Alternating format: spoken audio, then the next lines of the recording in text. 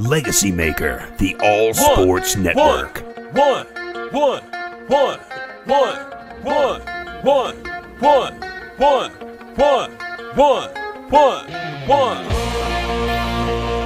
to the one-on-one. When it comes to ratings, man, we number one. I get the truth, then I give them the scoop. If anybody got a question, I give them the proof. Welcome to the one-on-one. When it comes to ratings, man, we number one. I get the truth, then I give them the scoop. If anybody got a question, I give them the proof. Welcome to one-on-one at Legacy Maker Sports Network.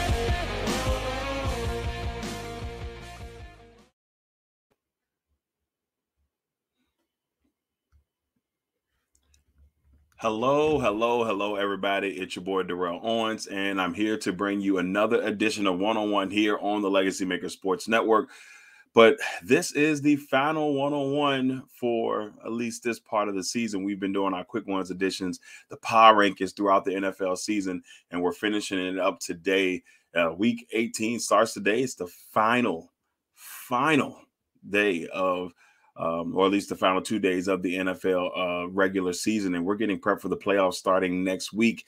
Now, what we'll be bringing you next week when we do the playoffs, Legacy on Fire will be returning next week with myself, Jeremiah Quimby, Lamont Thomas, James Brown, and Cody Stewart. We're going to bring you our predictions for the NFL playoffs, and we'll be bringing those throughout the playoffs. So we may have a special guest here or there too, but we'll see as that time goes along. Once again, we thank you all for tuning in. And of course, we're going to go ahead. We got some games today. We got two games today. The Chiefs and the Broncos, I believe at 4 o'clock today, or they start around 4:30 today. And then we got the Cowboys and the Eagles taking on each other tonight at 8:15. So we got a good weekend of football ahead. Should be a lot of fun. But before we do that, we got to get the power rankings out, because if not, then you won't know where we stand heading into the week. Now, so I'm kind of sad because this is the last one, and we've talked all season long about getting to this point. We never thought we would be to this point that quick, but we're here now. But nevertheless, it's time to get this thing going. You know how we started off here on One-on-One, the quick ones edition, the power rankings. Of course, we start off with the bottom. So here they are, the bottom teams heading into week 18 of the NFL season. It's been a rough season for these guys, for the majority of these guys. I would say about maybe 10 of these guys, maybe 9 of these teams that have struggled for the majority of the season. But like we talked about in weeks past, a lot of these teams have, either been in the playoff mix. Heck, the Seahawks were in the playoff mix about 2 weeks ago. That's how tight this season has been. And we don't have a ton of teams under the 500 mark this year, which is a nice thing to say. The parity in the league has been absolutely phenomenal. Now, with all that being said, first, the Jacksonville Jaguars coming in at number 32 on the power rankings. Jacksonville, it's just been rough. There's no nice way to put how Jacksonville's season has went. They had to deal with Urban Meyer and his craziness throughout the season. And now they're on the hunt for a new head coach. Some of the names that are being mentioned: Bill O'Brien, Jim Caldwell, Byron Leftwich, Todd Bowles are just a few of the names that we've heard coming out of the Jacksonville area. Me personally, I would like to see Leftwich get the job. It'd be a nice little comeback story for him. But if not him, Jim Caldwell needs to be the guy, because he knows how to handle a team. He's taken the Detroit Lions. Okay, I want you to clarify. He's taken the Detroit Lions to the playoffs twice and still got fired, which is mind-blowing to me for a team that's only made the playoffs like 3, maybe even 4 times since 1992. Well, so Jacksonville coming in at 32. Hopefully they'll find the head coach and bring Trevor Lawrence along the way he needs to be brought along. At number 31, the Detroit Lions. Now, the Detroit Lions, it was looking rough for most part of the year. Still liking Dan Campbell. Still hoping Dan Campbell gets another shot next year and maybe get some more players in there to go along with that team, and just, help build around. I mean, the big question will be, will Jared Goff be the starting quarterback next year? There's a lot of questions coming out of Detroit as we go into the offseason. It'll be interesting to see where Detroit goes in the offseason and see if things can change, like truly change in Detroit. At number 30, the New York Football Giants, another team that we're going to probably be looking at a lot of changes in the offseason. No more Dave Gettleman. He's going to probably be tossed out of the door, which I know a lot of Giants fans are really thrilled about that. Quarterback situation a little murky. Offensive line situation a little murky. Let's be honest with you. Everything is a little murky in New York. So we'll see what happens with the New York Giants. They got 2 draft picks in the top 10. So that should be something for the New York Football Giants to smile about. At 29, the Texans, another team all year long just clouded with, uncertainty. And the Deshaun Watson situation has carried on throughout the whole season. He has not played the entire year. We don't know if they're going to trade him. We don't know where he will be in the upcoming season. So some team is probably going to get them a stud at quarterback once all the legal troubles are behind them, if they get behind them. So will be another team we'll be watching out for, the Texans. At 28, the Jets. Same dream, same boat. Not going to ride the boat on that one. The Jets got a promising young quarterback, but they're in a defense that has had moments this year, and I think a good coach in Robert Saleh.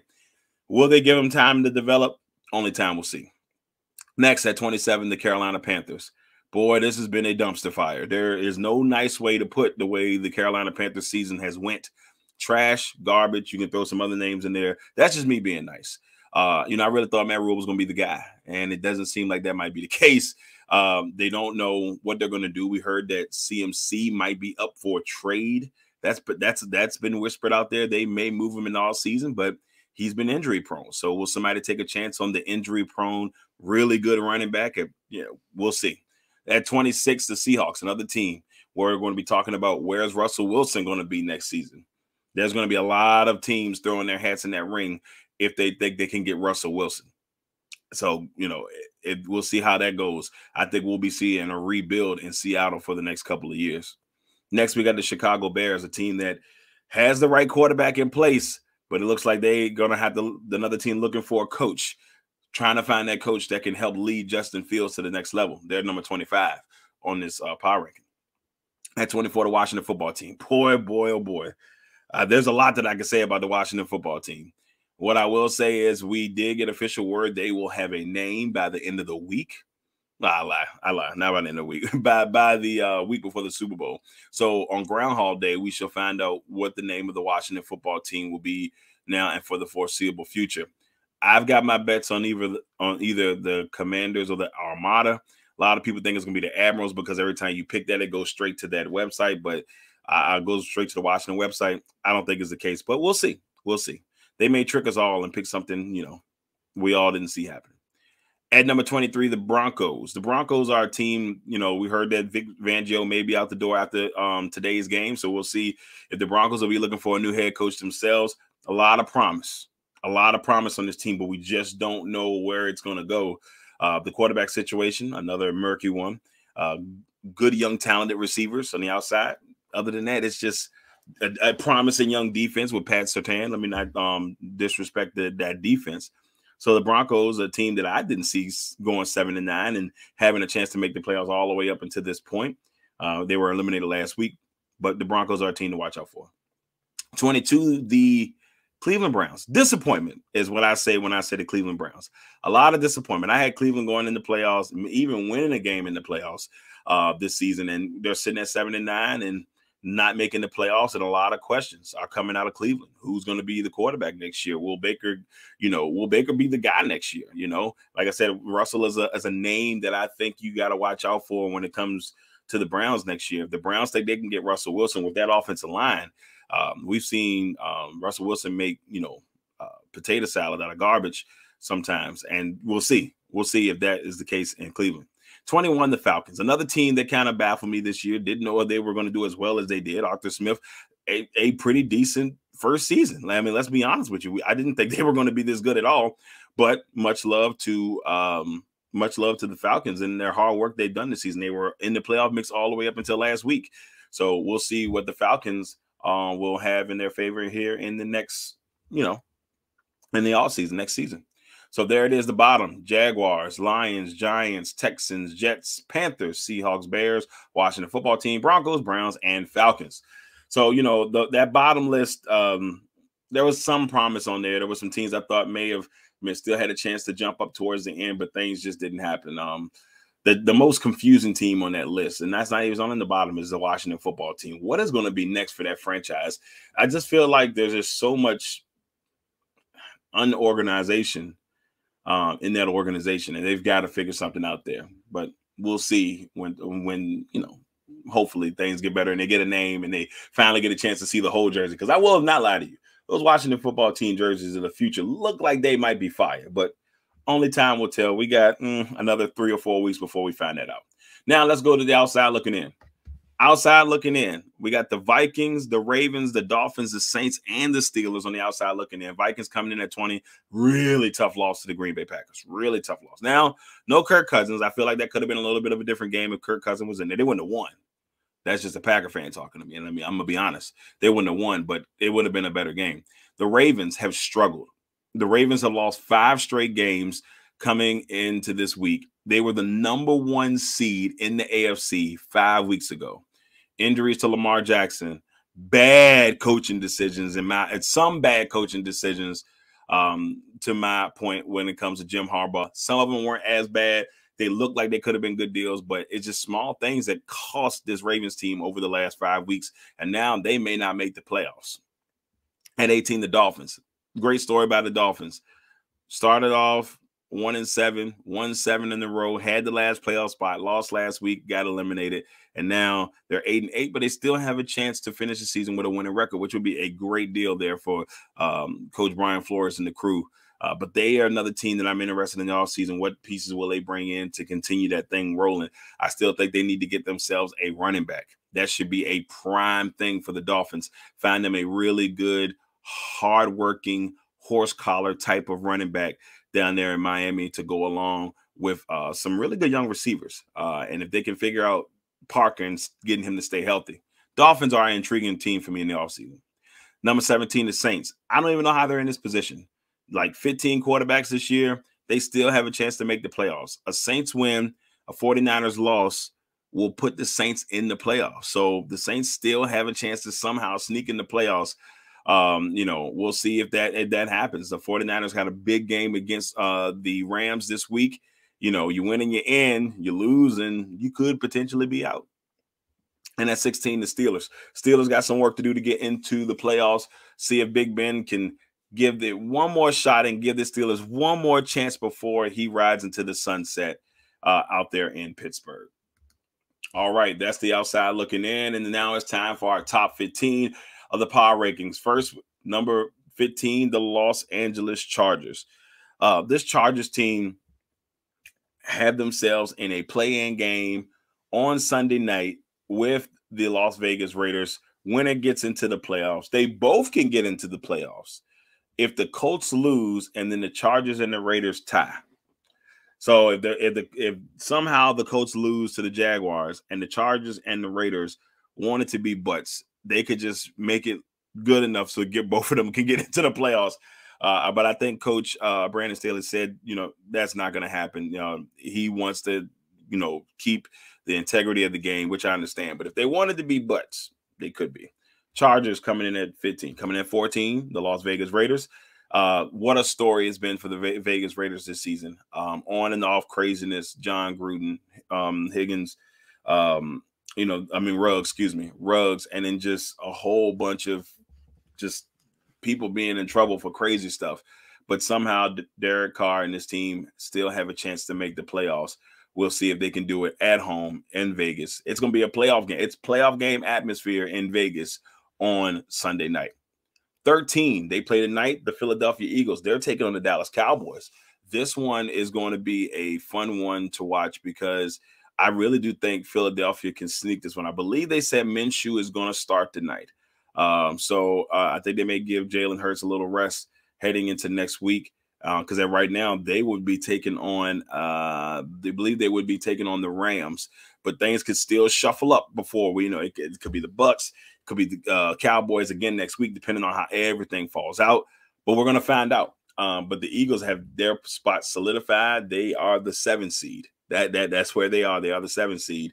Actually, I think they could move on to 6 if the Saints get in, but we shall see. At number 12, the San Francisco 49ers. The 49ers are in a very tight spot coming into this week.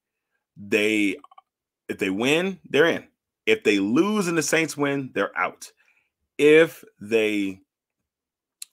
both the Saints and them lose, then they will get in. So San Francisco is in a very peculiar position, but can they get in? Can they win it? You know, can they beat the 49ers? Of course they could. I mean, could they beat the Rams? Of course they could. But this is a very tough team, and I'm going to tell you that a lot of teams are not going to want to see the San Francisco team if they make the playoffs.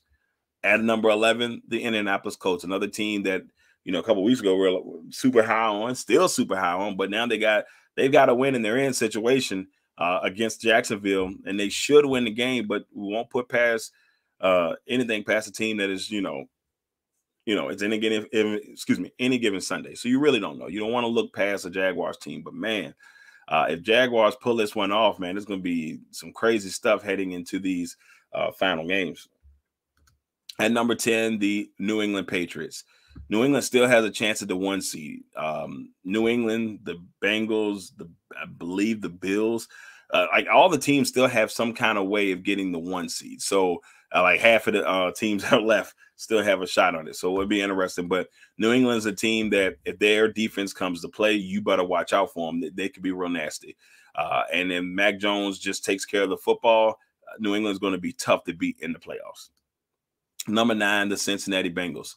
A lot of people are starting to ride high on this Cincinnati Bengals team and their offense. Their defense has played pretty solid throughout the season, but a lot of people are high on Joe Barrow and Jamar Chase. And Joe Barrow doesn't strike me as a guy who is, he's kind of cool. He's got this cool confidence about him. He's already won a national championship. You can't tell this kid nothing. He is going to be a stud quarterback in this league for the next 10 years as long as he stays healthy.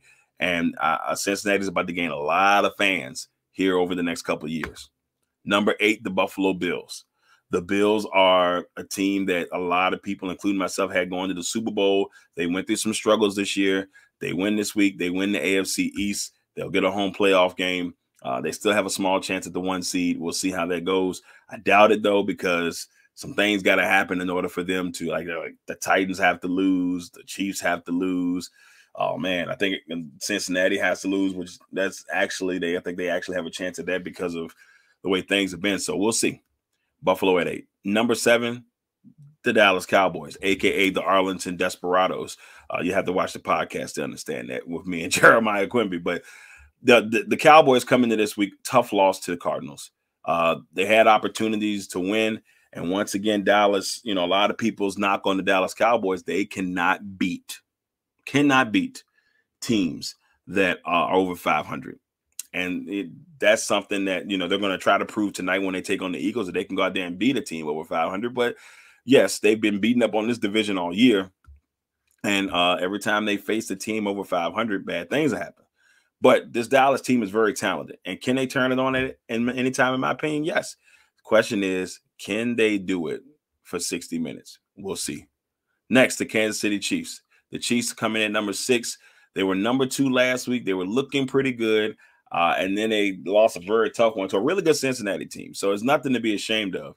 But the Chiefs' chances of getting the number 1 seed all rely on if the Titans lose and if they can win tonight as they take on the Broncos. Number 5, the Arizona Cardinals. A couple of rough weeks over the last couple of weeks. They were at one point, they were 10-2. They've went 1-3 over the last couple of weeks, but they were able to come in there and get a dub.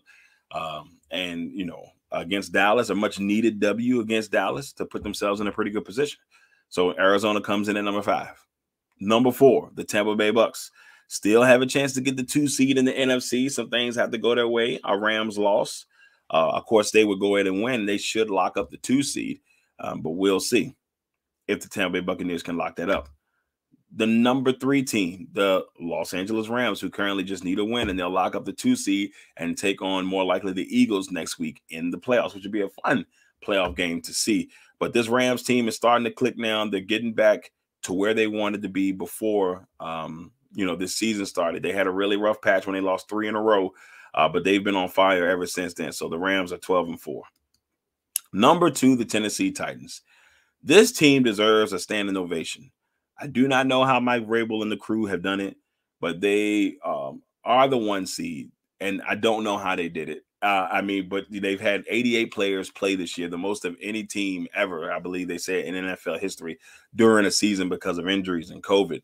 They've been through a lot, but Tennessee sitting at number 1 in the AFC, getting Derrick Henry back this week. He won't play, but he's designated. He might be ready or should be ready by the time they start. If they can win this week, they should be ready for that first playoff game, man. I'm telling you, a healthy Derrick Henry in the playoffs, watch out for the Tennessee Titans. Last but not least, my squad. And I mean, I can brag on my guys a little bit. I'm proud of this team, but I refuse to get my hopes up, and I refuse to get all happy and we're going to the Super Bowl because I know the heartache and pain of being a Green Bay Packers fan for the last 10 years. Most people are, oh, you whining, man. You're in the playoffs every year. No, man, but we lose ugly in the playoffs. So until I see the Green Bay Packers or hear the phrase from Joe Buck or Troy Aikman, the Green Bay Packers are going to the Super Bowl 56, I don't want to hear anything. So and all this talk, Aaron being the MVP, all this crazy stuff from writers and stuff, whatever. Just get to the Super Bowl, fellas. That's all I got to say about that. All right, there it is. Those are the power rankings for Week 18, heading into Week 18. Like I said, we got 2 games tonight, but I want to go one more last time over the power rankings, and then we'll give you our top 5, the final list for the top 5 MVP for MVP candidates for 2021 season, 22 season. I can't believe we're at the end, y'all. This is making me sad. Here we are at the bottom one more time. Jaguars, Lions, Jets, Texans, Jaguars, Lions, Giants, Texans, Jets, Panthers, Seahawks, Bears, Washington football team, Broncos, Browns, and Falcons. In the outside looking in, you got the Vikings, the Ravens, the Dolphins, Saints, and Steelers.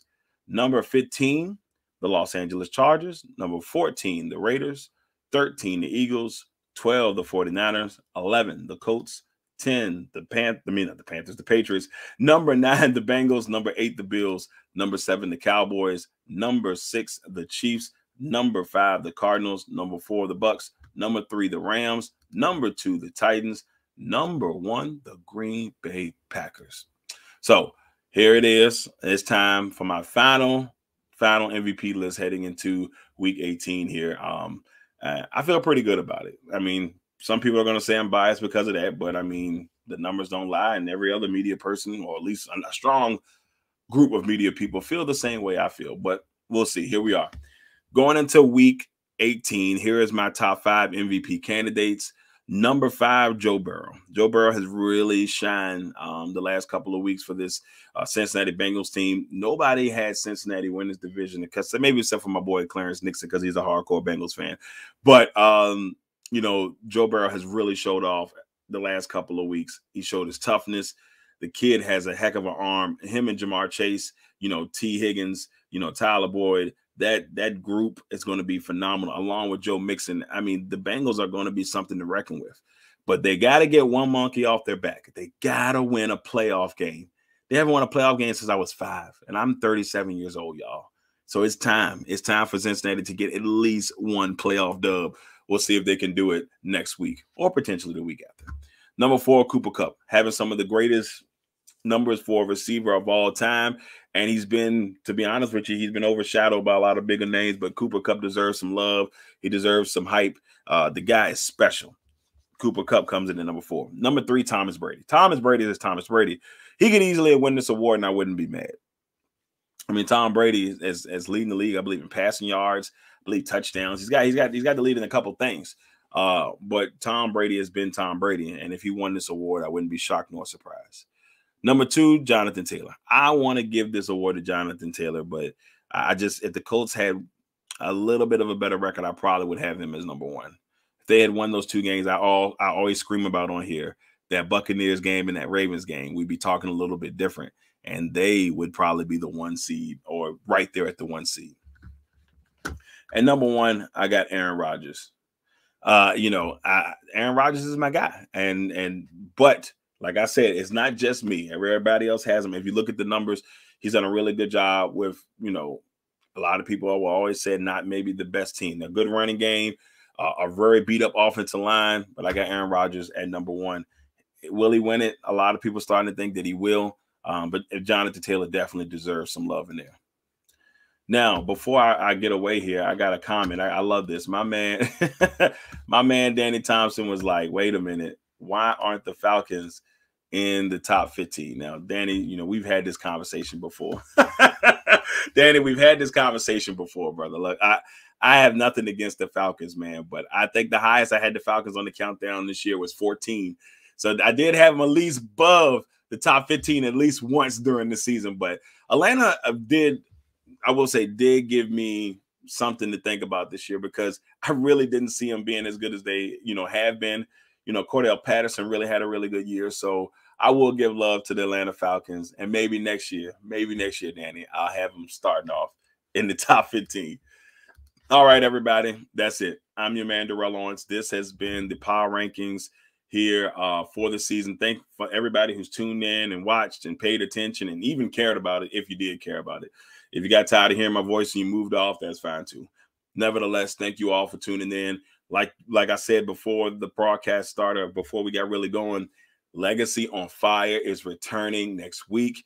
We've got our guys coming in, Jeremiah Quimby, Cody Stewart, James Brown, Lamont Thomas. We may sneak a guest in the next couple of weeks as things go along. So just be on the lookout there for Legacy on Fire, starting back on January the 12th at 8:15 here on the Legacy Maker Sports Network. All right, everybody. I'm your guy, Darrell Owens. Thank you all for tuning in for the last edition for season 2 here of 101. Oh, man, I'm a little sad. But nevertheless, thank you all for tuning in. Truly appreciate y'all. Until next time. Oh, and enjoy the games tonight. One.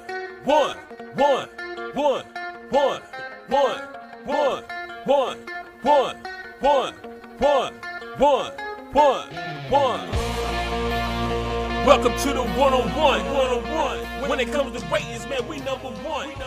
I get the truth.